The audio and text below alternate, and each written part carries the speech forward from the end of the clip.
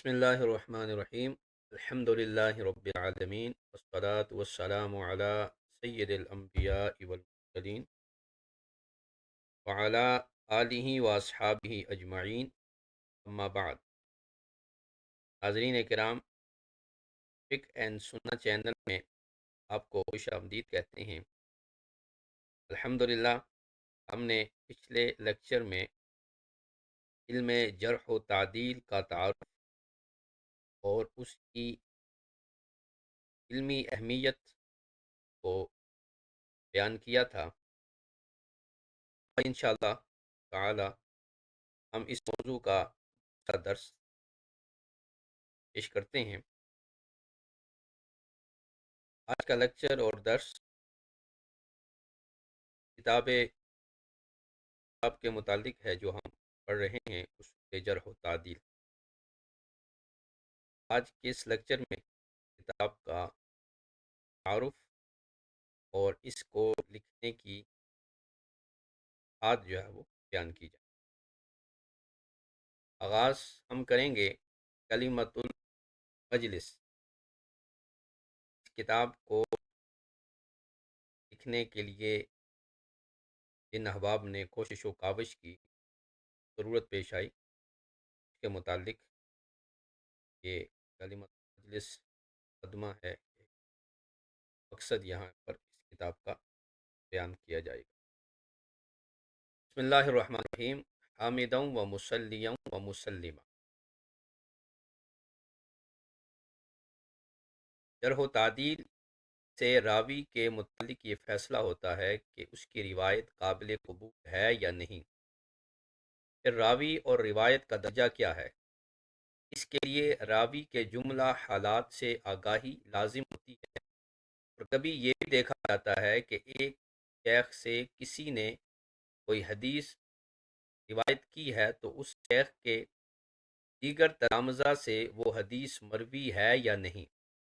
اگر مروی ہے تو دونوں میں یعنی دونوں راویوں میں موافقت ہے یا مخالفت ہے، یعنی دونوں شاگردوں نے اس شیخ سے روایت کی، دونوں کی روایتوں میں یا تو موافقت ہوگی، یکسانیت ہوگی یا مخالفت ہوگی، مخالفت و یگانیت ہوگی۔ اس کے لیے مزید علم اور وسعت اطلاع کی ضرورت ہوتی ہے۔ یہی وجہ ہے کہ جرح و تعدیل سے متعلق کلام کرنے والے ائمہ کی تعداد بہت کم ہے، جبکہ راویان حدیث اور محدثین کی تعداد بہت زیادہ ہے۔ جرح و تعدیل سے متعلق کچھ ایسے کتب اصول حدیث اور کتب اسماء الرجال میں ملتی ہیں۔ یکجا کرنے کے بعد اصول و ضوابط مستنبط ہوتے ہیں، ان کو سامنے رکھ کر راوی اور روایت کے درجہ قبول و استناد کی تعیین ہو سکتی۔ یعنی کہنے کا مطلب یہ ہے کہ جرح و تعدیل کا علم ایک خصوصیت رکھتا ہے کتب اصول حدیث یعنی حدیث پر جو لکھی گئی کتابیں ہیں ان میں، اور راویوں کے متعلق جو کتابیں لکھی گئیں ان میں جو ابحاث موجود ہیں ان کو اگر جمع کریں، کچھ اصول و ضوابط بنتے ہیں اور مستنبط ہوتے ہیں، جن کو اگر ہم سامنے رکھیں تو اس سے ہمیں پتہ چلے گا کہ کس راوی اور روایت کو درجہ قبول اور استناد حاصل ہو سکتا ہے۔ یہ اصول یکجا نہ تھے۔ ابو الحسنات مولانا عبد الحی فرنگی محلی علیہ الرحمہ سن ولادت 1264 اور سن وفات جو ہے 1304، انہوں نے الرفع والتکمیل فی الجرح والتعدیل کے نام سے اس فن کے اہم اصول کو جمع کیا۔ آپ نے اپنی یہ کتاب لکھی الرفع والتکمیل فی الجرح والتعدیل۔ یہ کتاب پہلی بار مطبع انوار احمدی لکھنؤ سے 1301 ہجری میں، دوسری مرتبہ مطبع علوی لکھنؤ سے 1301 میں پہلی مرتبہ اور 1309 میں دوسری مرتبہ 30 صفحات پر مشتمل ہو کر شائع ہوئی اور اس فن کی منفرد کتاب شمار کی گئی، یعنی صرف 30 صفحات میں علامہ عبدالحی لکھنوی رنگی محلی نے، پھر مشہور محقق علامہ زاہد القوسری 1296 ولادت اور 1317 میں آپ کی وفات ہے، آپ کے شاگرد رشید شیخ عبدالفتاح ابو غدہ 1336 ولادت اور 1417 میں وفات ہے۔ شیخ عبدالفتاح ابو غدہ نے رفع و تکمیل پر تعلیقات لکھ کر اشاعت فرمائی۔ 1383 سے 1407 تک اس کے کئی ایڈیشن تعلیقات میں اضافوں کے ساتھ اشاعت پذیر ہوتے رہے۔ ہمارے پیش نظر کا 8واں ایڈیشن ہے، 564 صفحات پر مشتمل ہے۔ اسے شیخ ابو غدہ کے فرزند شیخ سلمان کے اہتمام میں شرکت دار البصائر الاسلامیہ بیروت سے 1425 ہجری بمطابق 2004 میں شائع کیا۔ یہ جو کتاب لکھی گئی ہے جرح و تعدیل، یہ در حقیقت الرفع و تکمیل کا خلاصہ اور اس کا ترجمہ ہے۔ اعلیٰ حضرت امام محمد رضا خان کی برکاتی سرہ سن ولادت 1272 اور سن وفات 1340، آپ کی تصانیف خصوصاً عاجز البحرین الواقی عن جمع الصلاتین، یہ آپ کا رسالہ دو نمازوں کو جمع وقتی کرنے کے منع ہونے پر آپ نے مشہور غیر مقلد مولوی نذیر حسین دہلوی ایک کتاب کے جواب میں یہ آپ نے حدیث پر مشتمل، یہ آپ نے علم حدیث کے بحاث پر مشتمل آپ نے یہ رسالہ لکھا۔ اور دوسرا منیر العین فی تقبیل الابہامین، نبی پاک صلی اللہ تعالی علیہ وسلم کا نام مبارک سن کر اٹھے چومنے کے بارے میں یہ رسالہ ہے۔ دونوں 1313 میں امام اہل سنت تحریر فرمائے۔ تو پر ان دو رسالوں میں بھی اصول حدیث جرح و تعدیل سے متعلق قیمتی افادات متفرق طور پر موجود ہیں۔ 1428 ہجری بمطابق 2007 میں تنظیم المدارس کے قیام کے بعد جب 18-19 ربیع النور شریف 1429 ہجری بمطابق 26-27 مارچ 2008 کو نصاب تعلیم پر نظر ثانی کے لیے جامعہ اشرفیہ پور میں تنظیم المدارس کی نشست منعقد ہوئی تو خیال ہوا کہ حدیث اور اصول حدیث کے ساتھ فن جرح و تعدیل سے متعلق بھی طلباء کو مختصر اور بنیادی آشنائی ہونی چاہیے۔ اسی کے تحت ایک مختصر کتاب تیار کرنے کی تجویز طے ہوئی۔ کتاب کی ترتیب کا کام حضرت مولانا مجاہد حسین مصباحی دارالعلوم غریب نواز آباد کے ذمہ سپرد ہوا۔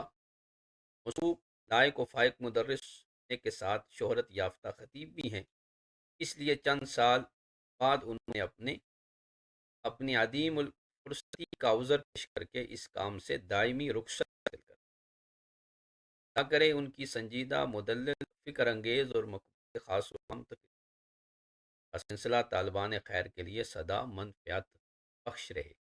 معیاری مقررین اور تقریروں کی کمی ہے۔ موصوف کے بعد اصول جرح و تعدیل سے گرامی مولانا صدر الورا قادری فاحی کے انہوں نے صدر راجع اور دیگر مصادر سے استفادہ کرتے ہوئے زیر نظر کتاب تیار کر کے دے جرح و تعدیل قدر مراجع یعنی رفع و تکمیل اور سید اعلیٰ حضرت کی کتابیں یا رسائل عاجز البحرین اور منیر العین وغیرہ دیگر مصادر سے استفادہ کرتے ہوئے زیر نظر کتاب تیار فرما۔ خوشی کی بات یہ ہے کہ مضامین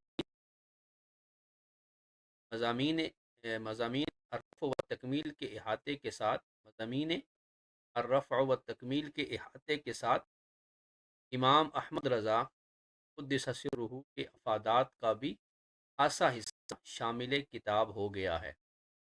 رب کریم مولانا موصوف کی دینی و علمی قلمی و لسانی خدمات کا دائرہ وسیع سے وسیع تر فرمائے۔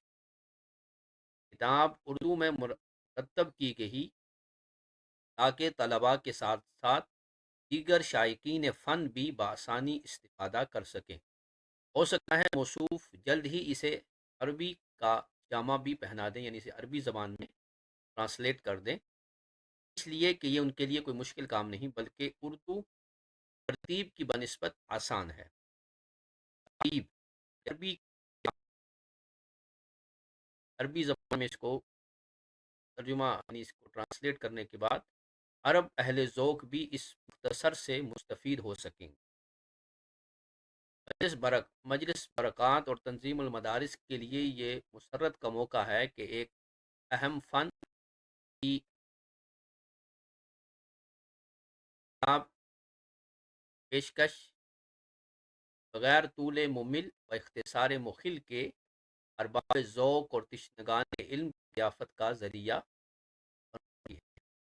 واللہ اسأل ان یتقبلہ بقبول حسن، اللہ سے میں سوال کرتا ہوں کہ اس کتاب کو حسن قبولیت عطا فرمائے۔ وینفع به کل من یطلب العلم والمعرفت، اور ہر وہ شخص جو علم و معرفت کا طالب ہے اس کے لیے اسے نفع بخش بنا۔ ویوفقنا لخدمت الدین والعلم لیلا ونہارا مع تمام العافیت وحسن العاقبت فضلہ ومنہ وکرمہ، اور ہمیں اللہ رب العالمین دین و علم کی خدمت دن رات بخیر و عافیت، فضل و کرم اور احسان کے ساتھ کرنے کی توفیق عنایت فرمائے۔ وہو المولا، وہی مولائے حقیقی ہے، نعم المولا و نعم النصیر، کیا ہی خوب کیا ہی خوب کیا ہی خوب کار ہے۔ صلی اللہ وسلم علی رسولہ ہادی الانس والجان، اور اللہ کا درود اور سلام اس کے رسول جن و انس کے ہادی ہد و رہنما جناب محمد الرسول اللہ صلی اللہ تعالی علیہ وسلم پر، وعلی آلہ اور آپ کی آل پر، وصحبہ اور آپ کے تمام صحابہ پر، ما تعاقب الملوان جب تک دن و رات آ جا رہے ہیں، یعنی صبح قیامت تک اللہ رب العالمین درود السلام نازل فرمائے ہمارے آقا و مولا جناب محمد صلی اللہ تعالی علیہ وسلم پر۔ یہ ابتدائی کلمۃ المجلس جو ہے وہ لکھنے والے محمد احمد مصباحی، نگران مجلس برکات، ناظم تعلیم جامعہ اشرفیہ مبارک پور، 2014 4 دسمبر کو آپ نے یہ کلمۃ المجلس کے نام سے کا مقدمہ۔ حاضرین کرام، آج